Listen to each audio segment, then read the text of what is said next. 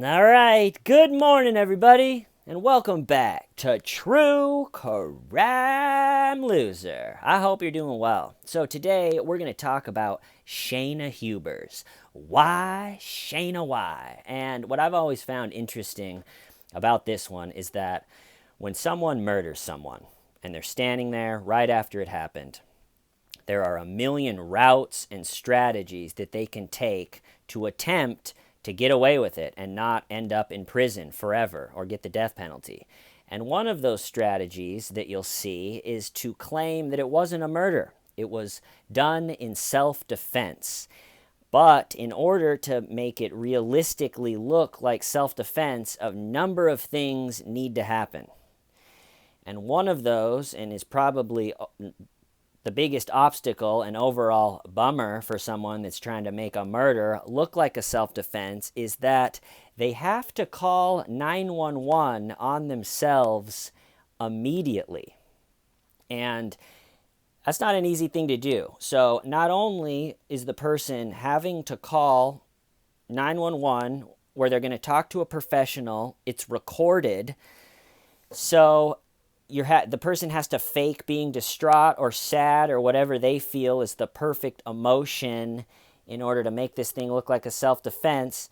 So they're giving not only the acting performance of their life for their life, they're also simultaneously having to create and make up the story that differs from the murder, change all the necessary details so it realistically looks like a self-defense.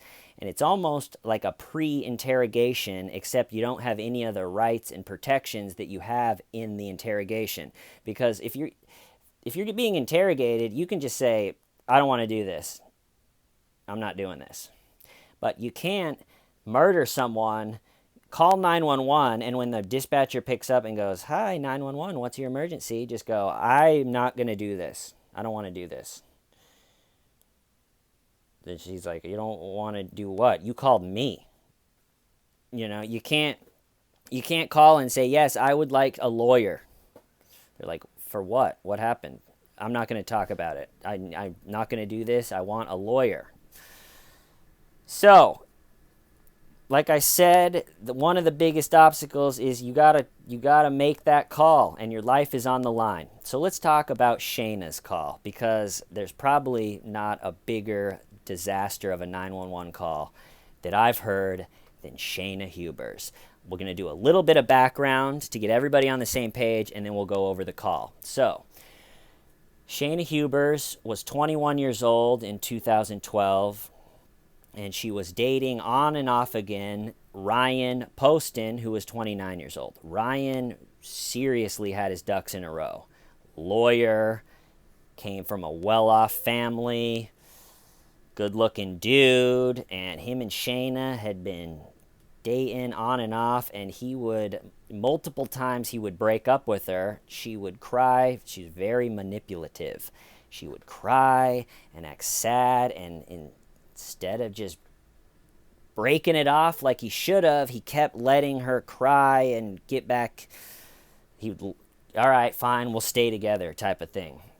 And she texts someone during the whole buildup of this thing, text a friend being like, he's only with me because when he breaks up with me, I cry and he feels so bad. He says something like that. I guess I have the exact text right here. When I go with, oh, no, that's not the right one. Anyway, something like that, where it's like he stays with me because I cry and he feels bad. So even she knew. She wasn't oblivious to the whole thing. And Ryan was a big gun enthusiast, loved to collect and go to the shooting range and shoot guns. And he taught Shayna how to shoot guns. And again, during the whole buildup of this thing, Shayna texted a friend saying, this one I do have written down, when I go with Ryan to the shooting range tonight, I want to turn around and shoot and kill him and play like it's an accident. So, not the best text to be sending if you're actually going to do that. And so it's, again, they're in this horrible pattern of a terrible relationship. Ryan tries to break it off. She cries her way back in. And they get to October 12th, 2012, and Ryan has a date with Miss Ohio. Good for you. Good for him. And Shayna undoubtedly knows somehow. I don't know how exactly she knew about it, but Ryan had told her, we're not hanging out this weekend, Shayna. I got a date with Miss Ohio. No, I don't know if he told her that, but he had told her, we're not hanging out this weekend. Shayna, which she had a habit of doing, came anyway. She would come do his work. She would come to his place. He would say, you gotta leave. She wouldn't. She would cry. There's a story one time where he just left his place. She wouldn't leave, so he just goes, well, I'm leaving. I'm just gonna leave. I'm gonna go stay at my dad's, and he just left.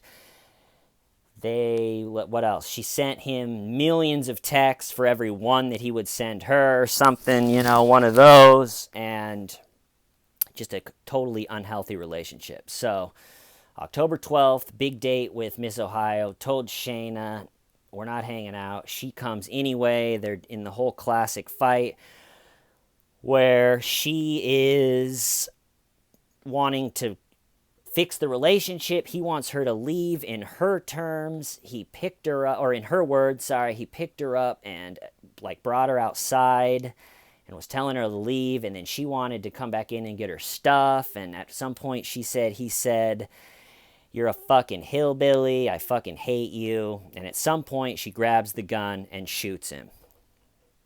And like I said, in order to make something like this look like it was self-defense, that right when it happens, the time is ticking, and you gotta call 911 quick, because realistically someone would. And so Shayna Hubers, being a little bit of a dum-dum and really having no business trying to finagle her way out of a murder, calls 911. And here we go. So she calls 911. The woman answers.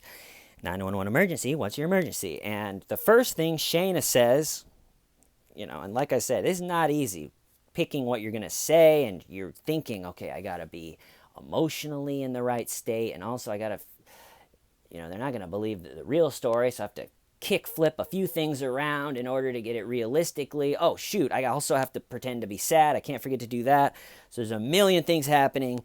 And so, like I said, 911 dispatcher, 911 emergency, and Shayna goes, ma'am, I haven't. It's already, we start off with like a philosophical, I haven't. Doesn't that sound like it could be in a Shakespeare play? Ma'am, I haven't. But she says, ma'am, I haven't. I killed my boyfriend in self-defense. And the 911 dispatcher goes, okay, where you at? And the tone of voice that the 911 dispatcher uses cracks me up. You would think that Shayna locked her keys in the car and she was calling a locksmith, like, hey, I locked my keys in my car and I need help. Okay, where you at? But this 911 dispatcher woman knocks it out of the park and closes the whole deal. I don't even think, if nothing else came out about the case, I think they could have convicted her just with this 911 call. So she deserves a pay raise. Okay, so like I said, I killed my boyfriend in self-defense. Shayna is already just trying to get her narrative out there without really any attempts to slide it in or cover, package it in any strategic way. She just goes, I haven't. I killed my boyfriend in self-defense. Okay, where are you at? And then Shane is giving her the address, and I don't know if she was satisfied with how it came out the first time in it was in self-defense. So then she says it, she's like halfway through giving the address where they are. She says it again. I killed him in self-defense. And she's crying. Oh, I need my lie-cry horn. All right, I owe a lie-cry horn. It's up. Actually, my parents were supposed to come out. For months, there's been a trip for my parents to come out to New York this weekend. And because of the coronavirus nightmare. They can't come, but we had plans for months to build a bunch on the set and get the lie cry horn up and everything, and now it's not happening. But anyway, I owe Shayna a lie cry. All right, so she's, kind of fake crying, coming in and out of it. I killed him in self-defense, really just trying to get that in. And it kind of, the more times you say it, the less realistic it sounds. And so the 911 dispatcher says, "What did you kill him with?" And she says, "A loaded gun inside the house." 911 dispatcher goes, "Okay, well, where is that gun?" She said, "I set it on the bookshelf." And then she goes, "Okay, well, where are you?" And Shayna says, "Standing 10 feet away from the dead body." And here is where her story and strategy really starts to go off the rails and bottom out and look like a murder and not self-defense. So we've seen this question asked in interrogations, and anyway. The question then is, are you sure that he's dead? And Shayna's response are, "He's dead, ma'am. He's completely dead." And the 911 dispatcher just goes, "Okay." And the tides start to turn. And it always surprises me that that's the response. It's like, trust me, I have zero expertise and I'm not a doctor or anything, but trust me, they were completely dead. Chris Watts did the same thing. They're like, "Why didn't you call 911? Pretty much every time that question comes up, like, "How did you know they're dead? Why didn't you call 911? Maybe we could have come and saved them." It could be 10 minutes of unconscious and we could pump them right back to life. How do you know that they were dead? And then you always get the expert of like, yeah, they were dead. Chris Watts was like, "They were blue. I knew they was dead. I just want them to be safe." And so she goes, he's dead, ma'am. He's completely dead." And then there's another one. The question that's coming for the whole self-defense thing to work: "How long ago did you shoot him?" And Shayna goes, "I don't know, 15 minutes. And then immediately as that comes out of her mouth, she realizes, oh, damn, that's kind of long. That might be a little long. So she goes, 15 minutes, 10 minutes. Oh, no, I don't even know. Not that long.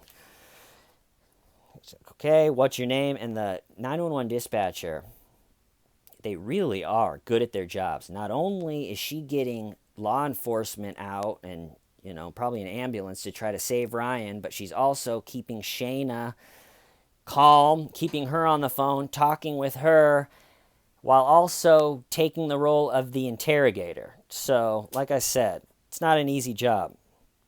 "What's your name?" And I thought this was funny. She goes, "What's your name?" And she goes, "Shayna Hubers," and she's spelling it for her, and it's taking a minute. It's hard to hear, and I think the dispatcher goes, "Shanna," and Shayna gets, like, she's like, "Oh, I'm like sad," up until this point, and she kind of pulls out of that because she's annoyed. It's Shayna. No, it's Shayna. And the 911 dispatcher says something like, "All right, I just couldn't hear you. Sorry, no need to get annoyed. And then I'm going to stay with you on the phone. They're going to want that gun." She's setting up like, all right, when they get there, they're going to want that gun. And they're going to want you to come out with your hands up. I'm going to stay with you on the phone, doing that comforting thing that they do. And then Shayna goes, "Are they going to arrest me?" And the dispatcher does the answer that they do, like, "I don't know. I'm just the dispatcher. We're just going to make sure and try to make everybody safe. I'm just going to get them there. I don't know." Because you can't come out and say, "Yes, Shayna, they are. They're going to arrest you so quick, your head is going to spin." But she was doing like, "Yeah, I don't know. Yeah, they might. I don't know what's going to happen. We'll just be safe. I'm going to stay with you on the line." And then Shayna doesn't really love the answer. I think she understands that she probably is. And Shayna goes, I'm not a murderer, ma'am. I just killed him in self-defense." Like, why aren't you believing me? I said that I killed him in self-defense, all right? I'm not a murderer, ma'am. And so that would have been funny if she goes, "Oh, okay, well, good enough for me. We'll mark the non-murder box, and I'll let the law enforcement know. So thank you." And so we keep going. And at this point, you can tell the dispatcher is going in full interrogation mode, doesn't believe her. It's not sounding like the old self-defense. And so now we're in interrogation mode. So the dispatcher asks, "So what happened exactly?" And so now we get to the point in the 911 call, the dreaded self-defense 911 call on yourself is, up until this point, she was just answering pretty easy questions, but having to fake I'm not a murderer. And now, not only does she have to keep up the emotional acting, she has to come up with the story that fits, which, as we've seen on this channel, it is not easy to come up with a realistic story. So here is her story that I don't know if she took the 15 minutes to try to come up with it. After, she said it took her 15 minutes to call, or, maybe she was just so like, oh my God, I did it, that she didn't think about it and she's making it up on the spot right now. But either way, here's the story she goes with. So, dispatcher, what exactly happened? Shayna, he beat me and tried to carry me out of the house, and I came back to get my things. So already it's like, you probably should have left that out. That she's, like I said, she's weirdly honest throughout this whole thing. So it's like he was carrying me out of the house, trying to get me to leave, and I'm trying to get back in. And even right there, it's like, can it be self-defense if someone's trying to get you out of their house and you're fighting to get back in? That could have been the end of it right there. But so he's carrying me out of the house, and I came back in to get my things. He was in front of me, and reached down and grabbed the gun, and I grabbed it out of his hand and pulled the trigger. And then the dispatcher asked the perfect question to that whole thing. Because if you remember, that story started with, he beat me and tried to carry me out of the house. And so, she ends up with, and I grabbed the gun from him and I pulled the trigger. And the dispatcher goes, "Do you need an ambulance? Have you been injured?" And Shayna goes, "I'm not injured." And then, again, quickly realizes, wait, he beat me, so there's got to be something. So she goes, "I'm not injured. I was thrown into the side of the couch." All right, and then they ask, "Whose gun is it?" His gun. And so then she reiterates, "So he slammed you into the couch, but you don't have any injuries." And Shayna goes, "I don't have any injuries. I was just very frightened. He's a lot bigger than me." And so already that first story is just kind of falling apart. "He's a lot bigger than me. He's 6'3", 200. I'm 5'8", 120. And he picked me up and was carrying me out of the house." Again, just making herself look like, it's like, why was he having to do that? Why don't you just leave? "Carrying me out of the house, and I said, 'Let me get my things at least if we're going to break up.' And he wouldn't let me get my things. And when I reached around to try and get my things, And at this point, Shayna's story, I think in her head, is starting to sound terrible. I think the feeling of, man, this is a lot harder answering these questions. I figured that they would just believe that I was the poor girl that was beaten by her boyfriend, and, we would move along. And so she's starting to kind of ramble a little bit, and she goes, "When I reached around to try and get my things," pause, pause, and then she pulls out of her, like, the tone of pretending to be distraught, and she pulls out of it again and goes, "Ma'am, I can hear myself echoing in the background." And the dispatcher goes, "Yeah, sorry, it's the phone systems. There's an echo." And then she goes, "All right," and then comes back into and he threw me across the room. So to me, there's something funny about Shayna in the distraught tone of voice going, "Get my things, and at least we're going to," and then she pulls out of it and goes, "Ma'am, I can hear myself echoing." It's like an actor that's in the middle of a scene and a sound guy or a assistant or whatever moves off camera and they come out of it for a second and they're like, "Can someone can someone stop the moving over here? I'm trying to. So Shane's like, yeah, I tried to get my things, and I have, and I haven't. And man, I can actually hear myself echoing in the background. And the dispatcher's like, yeah, it's the phone system. There's an echo. And then Shane is just like, all right. Well, anyway, and he threw me across the room, and I was very startled, and I was laying there on the floor.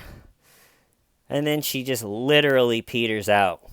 That's how it ends. She goes, I was startled and laying on the floor. So Shayna is laying on the floor, startled, probably contemplating whether she has or hasn't. And so startled, laying on the floor. The dispatcher, to her response to that is just, okay. And then she goes, and I killed him. And so the first story of before, I guess, is gone. Then this story goes from him picking her up, trying to get her to leave, throwing her against the couch, her just laying there startled, and then somehow her shooting him.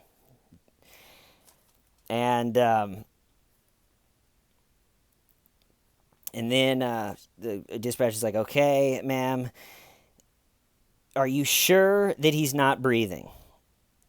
And Shayna goes, do I have to go and touch him? And again, you're just not, it's just not, even if you don't want to touch him, just fake it. Be like, I don't know, I'll go check, I'll start CPR, I want to do whatever it is, just please hurry. Like, maybe go that angle. It doesn't make you look great to be like, hey, is he breathing still? Maybe we could save him. Maybe it's not over.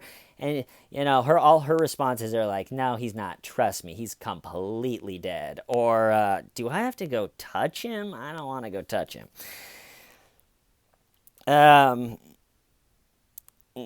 So she goes, do I have to go touch him? And the dispatcher goes, no, there's someone almost already there.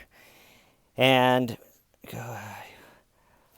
okay, so then the law enforcement are almost there at this point. So the dispatcher goes, when it's time, I'm going to have you walk out with your hands up, with your palms out. And again, Shannon's going, oh, are they going to arrest me? And again, I'm just the dispatcher. I don't know what they're going to do. And this is where Shayna, I think up until this point, she was really trying to act and make the whole thing work. And at this point, she realizes that she didn't just shoot Ryan one time. If there was a self-defense, you might just one time, get away from me, or a couple times, or whatever it is. And she knows that the fact that she shot him a bunch of times is going to come out very soon. And so maybe just to get it out there. So it's like when someone is trying to tell someone something and they're leaving out by far the worst part of whatever they're telling them. And then so they tell them all the stuff, and then the worst part they try to jam in at the very end with talking fast. So Shayna goes, are you going to arrest me? And she goes, I'm just the dispatcher. I don't know, I'm just going to make sure everybody's safe. And then Shayna, in that quick voice, like, all right, I better just add this in before it's a big surprise when they get there. She goes, and because he was twitching, I knew he was going to die anyway. He was making funny noises. I shot him a couple more times just to kill him because I knew and she's rambling. I knew he would have been, and she gets cut off. And the dispatcher goes, ma'am, I'm sorry. Did you say you shot him a couple more times after that? And Shayna just goes, yeah. And the dispatcher goes, how many times did you shoot him total? And she goes, I don't know. We need another lie cry horn. And then she's, again, everything is just to the wind at this point. Okay, so she's going on and on. Okay, because he's twitching and you knew Oh, no, this is the dispatcher. Sorry. So how many times did you shoot him total? I don't know. And she's crying. And then the dispatcher goes, okay, because he's twitching and you knew he's going to die, so you shot him again. And then Shayna, again, having zero instincts on what to say in order to not go to prison forever, says, I had to make sure he was dead because he was twitching so bad and I didn't want him to lay there and twitch.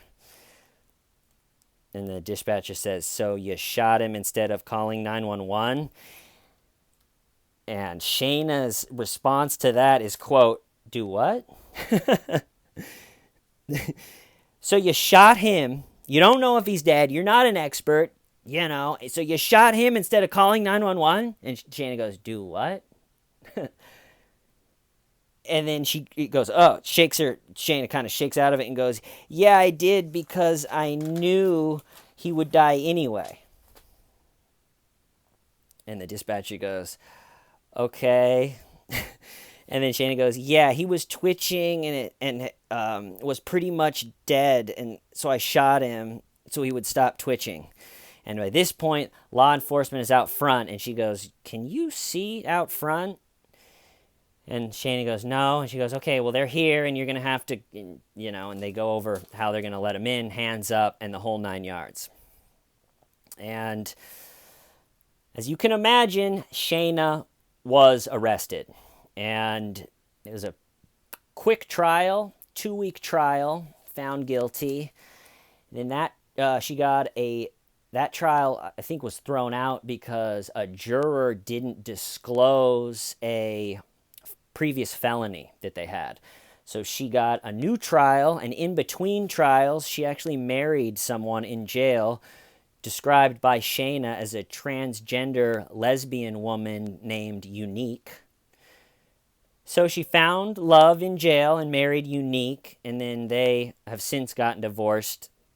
She says in that weird interview that Shayna did in between trials, or she licks her lips 10 million times, she said that her and Unique were soulmates and all their, well, they weren't. They already divorced. But then she got a new trial, also found guilty, and is doing 40 years for killing Ryan. And what's bummer is I feel like if this interrogation was out there in its entirety, it would be one for the books. The problem is it's severely chopped up. I think the whole thing is in 11 minutes, and it kind of is just the highlights of all the crazy things she says. I think I'm going to go over it probably the next episode I do, just because why not? It still has some good stuff in there, but I would love for the whole thing to come out. One of the highlights is one of the highlights for me about the interrogation is how easy it was for the officer. They have like a female police officer in there, and she pretty much doesn't have to say anything. We always see interrogators having to go the other way, where they're desperately, being like, now's the time, now's the exact time, your hand's in the cookie jar, I've had a good career, some would call it the best career, she'll tell you, and so now is the time for a confession, please, they're doing everything they can, cookie jar, she'll tell you. But with this one, the police officer's just sitting there, and Shayna is just saying everything. I always laugh at the thought of Jim Smith watching the highlights of this interrogation, watching the interrogator get all the information without even barely saying anything. And Jim's being like, she's a genius. And, but after the interrogation's done and they, detective and police officer leaves the room, they just leave her in there by herself. She's walking around, and she, just being the dum-dum that she is, totally forgets about the audio and visual recording, and she's walking around and she goes, I did it. I can't believe I did it. And then she remembers, oh yeah, I'm in a police interrogation room. Probably shouldn't say things like, I did it. And then so she realizes that, looks up at the camera and kind of does like the old cartoon, like, hey, everything's fine, and was just pacing around. Not the brightest bulb. Like I said, quick trial. But probably go over the interrogation next time. I'll see you soon. I love you all. Why? Stiving why? Shamita.